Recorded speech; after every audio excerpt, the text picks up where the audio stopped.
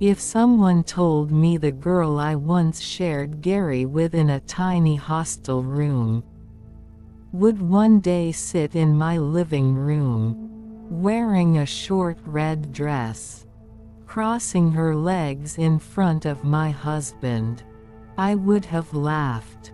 But life has a way of testing you, especially when you rise higher than people who never believed in you. This is the story of how my former roommate tried to seduce my husband, and how her own actions exposed her. If you're still watching, that means you're enjoying this story. Go ahead, subscribe, leave a comment, and share it. More powerful stories are coming. Back in 2017, we were 3 girls sharing one cramped apartment in Port Harcourt. The paint on the walls was peeling.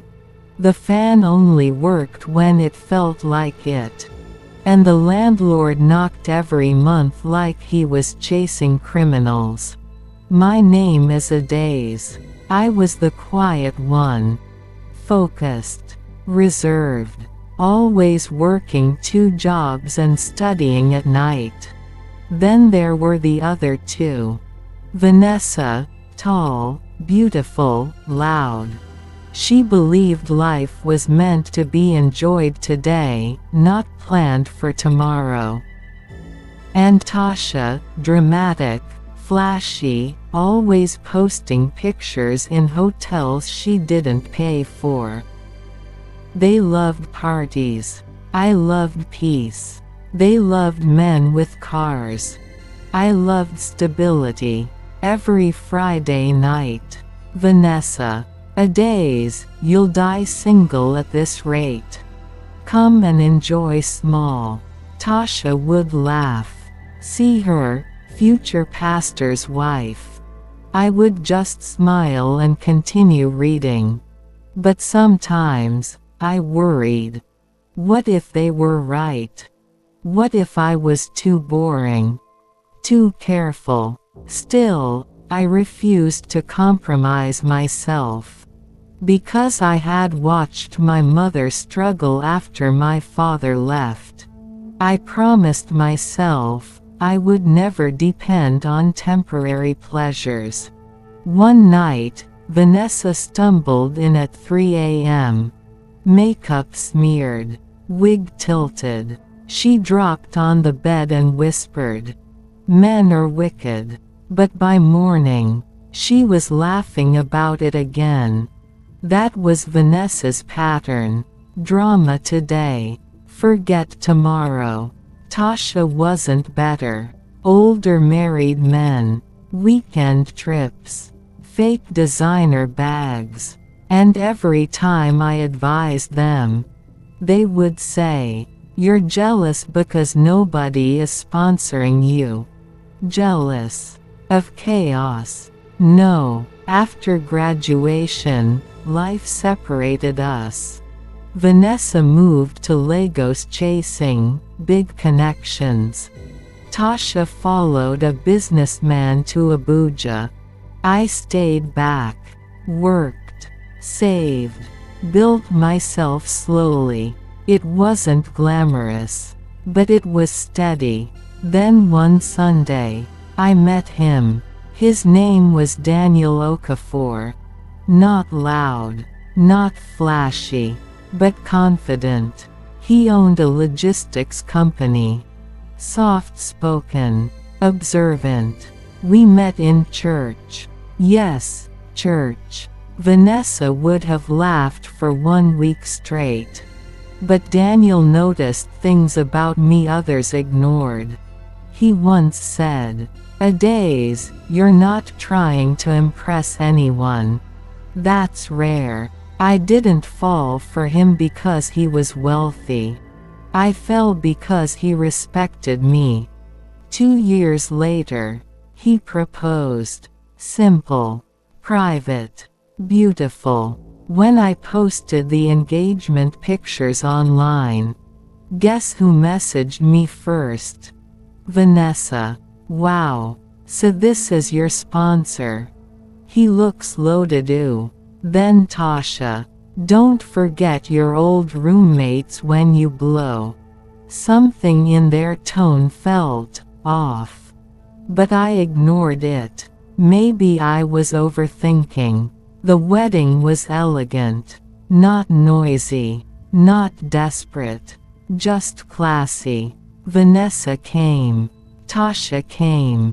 Both overdressed. Vanessa hugged me tight and whispered, "You've really changed your level." I smiled. But her eyes were not smiling. Tasha kept asking about Daniel's businesses. How many branches? Does he travel often? Does he like partying? I brushed it off. Old friends. Right. Wrong. Marriage was peaceful. Daniel was not perfect, but he was intentional. We prayed together. Planned investments together. Built together. For the first time in my life, I felt safe. Then one afternoon, Vanessa called, crying, "Adaeze, please, I need help." She claimed Lagos had been hard. The big connections vanished. Rent issues. Debt. A failed relationship. She needed somewhere to stay temporarily. Daniel didn't hesitate. "She's your friend. Let her stay." I agreed. After all, we once shared a room. How could I say no? The first week was normal. Then I noticed small things. Vanessa started dressing differently at home.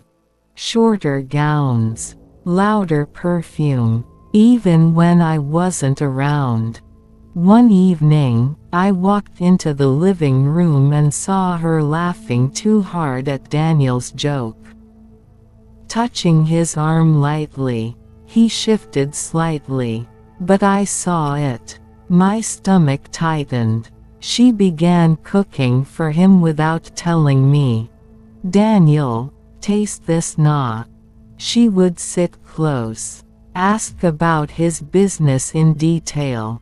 One night, I overheard, "Vanessa, you must get tired of being the perfect husband all the time." "Daniel, what does that mean?" She laughed. "Nothing. Just saying men have needs." My heart dropped. That night I asked him, "Is Vanessa making you uncomfortable?" He looked surprised. "Adaeze, I didn't want to say anything. I thought maybe I was overthinking." That confirmation felt like a slap. So I wasn't imagining it. He added, "Don't worry. I respect you too much." I trusted him. But I started watching her more closely. One afternoon, I returned home earlier than expected. The house was unusually quiet. I heard Vanessa's voice from the kitchen. Soft. Slow. I stepped closer. "Vanessa. Daniel, you know not every woman can satisfy a man long-term." Silence. Then, "If you ever need excitement, I understand these things." My blood ran cold. Before Daniel could respond, I walked in. She jumped. Daniel stepped back immediately. Vanessa switched instantly. "Adaeze. We were just joking." Joking. Daniel looked angry. That wasn't funny. But Vanessa began crying. Yes. Crying. "I can't believe you both think I would do that." Gaslighting. Classic. That night, Daniel said firmly, "She has to leave." I nodded. But something inside me was broken. Not because she tried, but because I remembered those hostile nights. The Gary we shared. The tears. And now, she wanted my husband. The next morning, I told Vanessa she had 1 week to move out. She didn't argue. She smiled. And that smile scared me more than her tears. Because as she packed her bags, she said quietly, "Adaeze, sometimes marriage is tested when you least expect it." I didn't understand what she meant. Not until 3 days later. When Daniel received a message that nearly destroyed everything. Clapperboard Part 2. 3 days after I asked my former roommate to leave my house. My husband received a message. Not from a business partner. Not from a client. From Vanessa. And what she sent was designed to destroy my marriage. But she underestimated one thing. I wasn't the quiet hostile girl anymore. Daniel was in the shower when his phone vibrated. It was face up on the bed. I wasn't snooping. I just happened to see the name. Vanessa kiss mark. My chest tightened. Then another message came in. A picture. I froze. It was Vanessa, in a silk night robe. Shoulders exposed. Caption. Last night felt different. I can't stop thinking about it. My hands went cold. Last night. Daniel came out of the bathroom wiping his hair. He saw my face immediately. What happened? I showed him the phone. His expression changed from confusion to anger. Are you serious right now? He grabbed his phone and scrolled. There were more messages. I know Adaeze doesn't understand you the way I do. You deserve excitement. And then, a voice note. We played it together. Vanessa's voice was soft, slow. Daniel, I know you're scared to admit it. But what happened between us, it was mutual. Don't act innocent now. Silence filled the room. I looked at my husband. He looked at me. I swear to you, he said quietly, nothing happened. And I believed him. Because I remembered something. 3 nights ago. That night, I had traveled to see my mother. Daniel stayed home. Vanessa claimed she had a headache and didn't go out.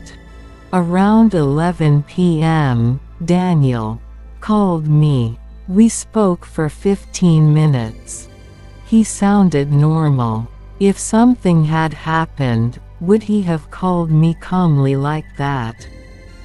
Unless she was trying to create a narrative. Daniel was furious. I'm blocking her immediately. I stopped him. No. He frowned. What do you mean no? I looked him in the eyes. If you block her now, she wins. He paused. She wants a reaction. She wants chaos. Then I said something that surprised even me. Let's let her continue. Instead of confronting her immediately. We decided to observe. Daniel responded calmly. Vanessa, I don't know what you're talking about. She replied almost instantly. Don't act like you didn't enjoy it. Enjoy what? She was building a false story. Then she sent something worse. A cropped picture. It looked like Daniel's shoulder. And a woman's hand on it. My stomach dropped. But Daniel zoomed in. That's not even our bedroom. And he was right. The headboard was different. She had staged something. When Daniel said, "That's not even our bedroom," I wanted to believe him. But something dangerous had already entered my heart. Doubt. Because even though the headboard looked different, the shoulder looked real. His skin tone, his build, his chain. I stared at the picture again, and my mind began whispering, what if he's lying? That night, we didn't talk much. He kept saying, I didn't touch her. But his eyes looked tired. Not guilty. Just stressed. And for the first time since we got married, I slept facing the other side of the bed. Do you know how loud silence can be in a marriage? It screams.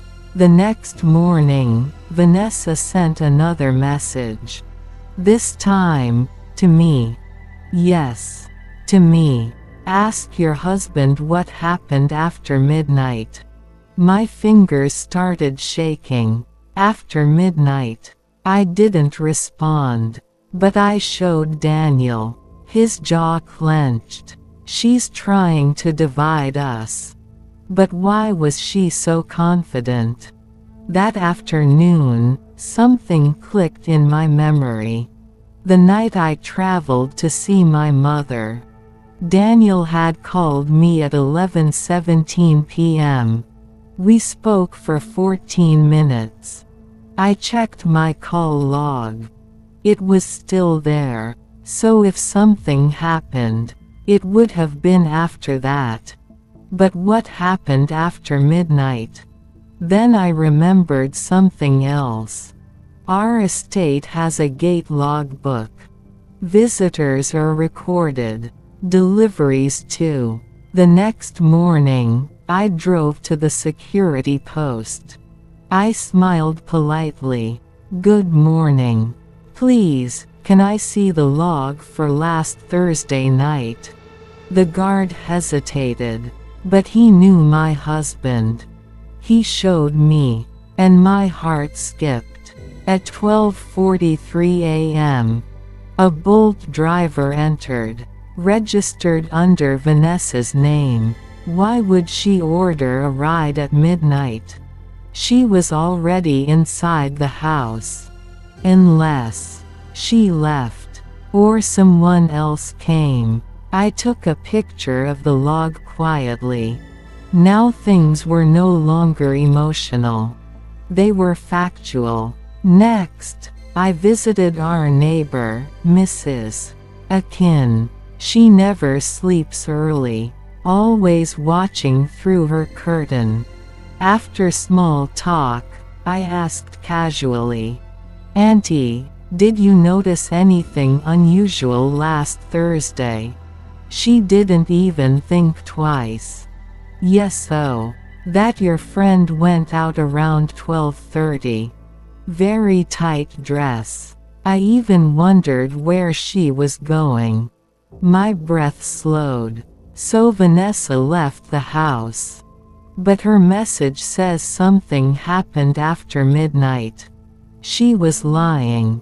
Just when I felt relieved. Daniel's phone rang. Unknown number. He answered. No one spoke. Just breathing. Then the call ended. 5 minutes later, a text came in. You won't be able to prove anything. I felt fear for the first time. This wasn't just jealousy anymore. This was obsession. The next day, I noticed something disturbing.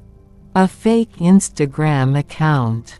Posting cryptic quotes like, some wives don't know who they married. Men get bored. No names mentioned. But the timing. Too perfect. I showed Daniel. He shook his head. She wants a reaction. But I was tired of being silent. That night, I finally snapped. What if something actually happened and you don't remember? The words came out before I could stop them. Daniel went quiet. Then hurt filled his eyes. So you don't trust me? Trust. Such a small word. Such a heavy thing. And that's when I realized. Vanessa's real goal wasn't seduction. It was division. Daniel walked closer. He took my hands. Look at me. I did. If I ever betray you, you'll never have to guess. I will never disrespect you like that. His voice didn't shake. And suddenly, the doubt started shrinking.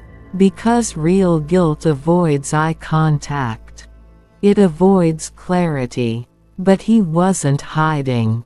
Then I remembered one more thing. The juice. Vanessa insisted Daniel drink juice that night.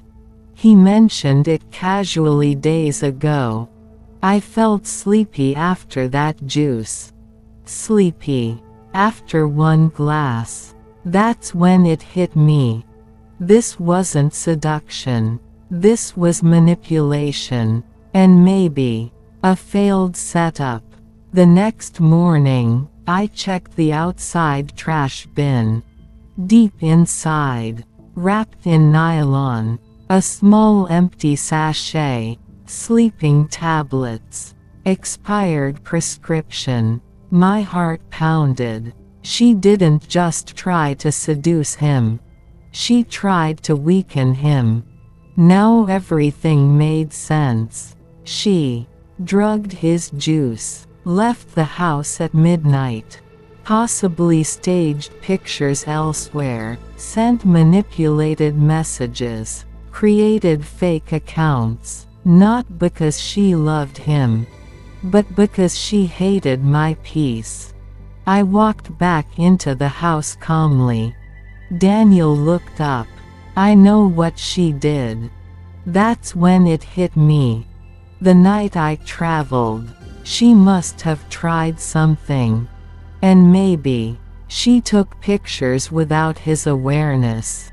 I remembered he once mentioned feeling dizzy that night after drinking juice she gave him.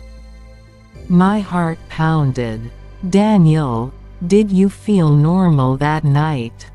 He paused. Actually, I felt unusually sleepy. My blood boiled. Vanessa sent another message. Can we meet and talk privately? I don't like tension. Daniel looked at me. This was it. The trap. But we had a better idea. He replied. Okay. Come tomorrow evening. She agreed immediately. The next day, I didn't leave the house. Instead, I asked my cousin Kioma to come over quietly. Kioma works in legal documentation. Sharp. Observant. We set up voice recording. Not to trap, but to protect. Vanessa walked in at 6:12 p.m. Red dress. Confident smile. Like nothing happened. She sat close to Daniel again. I don't like misunderstanding, she said softly. Daniel stayed calm. What exactly happened between us? She smirked. You really want me to spell it out? My fists tightened behind the wall where I stood listening. She continued. You said Adaeze was too traditional. That you needed something spontaneous. Daniel's jaw tightened. I never said that. She leaned closer. You don't remember. After the wine. Wine. We never keep wine in the house. Daniel stood up. There was no wine. She blinked. Yes, there was. No, there wasn't. Her confidence flickered. Then I stepped into the living room. Her face drained of color. You forgot one thing, Vanessa, I said calmly. We installed cameras after our last burglary scare. That was a lie, but she didn't know that. Her breathing changed. She laughed nervously. You're bluffing. Kioma walked in slowly.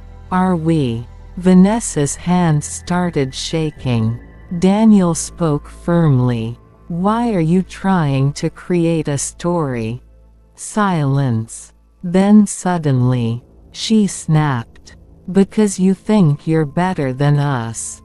The truth finally spilled. You were the quiet one. She screamed at me. The boring one. We lived life while you were hiding in books. Tears streamed down her face. And now you have everything. Everything. She didn't see the sacrifices. The nights I went hungry.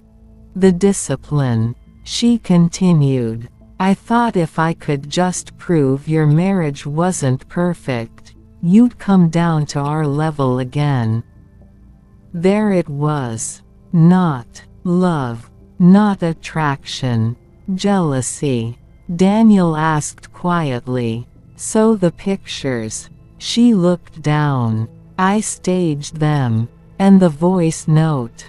I wanted to scare you. And the wine. She hesitated. I just added sleeping pills to juice. I didn't do anything. My heart stopped. Sleeping pills. Kioma immediately spoke. You drugged him. Vanessa's eyes widened. I didn't mean harm. Daniel's voice turned cold. You crossed a line. That wasn't jealousy anymore. That was dangerous. Vanessa fell to her knees. Please don't report me. Report. The word echoed in the room. I looked at her. This girl once shared my last loaf of bread. But she tried to drug my husband. Tried to destroy my home. I took a deep breath. We won't report you. Her shoulders relaxed. But you will leave this city. Her face snapped up. And you will never contact us again. She left that night. No dramatic goodbye. No fake tears. Just silence. And honestly, I didn't feel victorious. I felt sad. Because sometimes the people who knew your struggle the most hate your success the hardest. That night, Daniel held my hands. I'm sorry you had to go through that. I shook my head. We survived it. But I learned something powerful. Marriage isn't destroyed by outsiders. It's destroyed when two people stop communicating. We didn't stop. And that saved us. 1 year later, our business expanded. We moved houses. Peacefully. One afternoon, I received a message from an unknown number. It was Tasha. I heard what happened with Vanessa. Apparently, Vanessa's lifestyle caught up with her. Debt. Isolation. Burned bridges. When you try to climb using shortcuts, you fall faster. If you're watching this and you feel behind in life, don't rush your journey. Don't envy someone else's blessing. Build quietly. Protect your home. And remember, not everyone who claps for you wants you to win.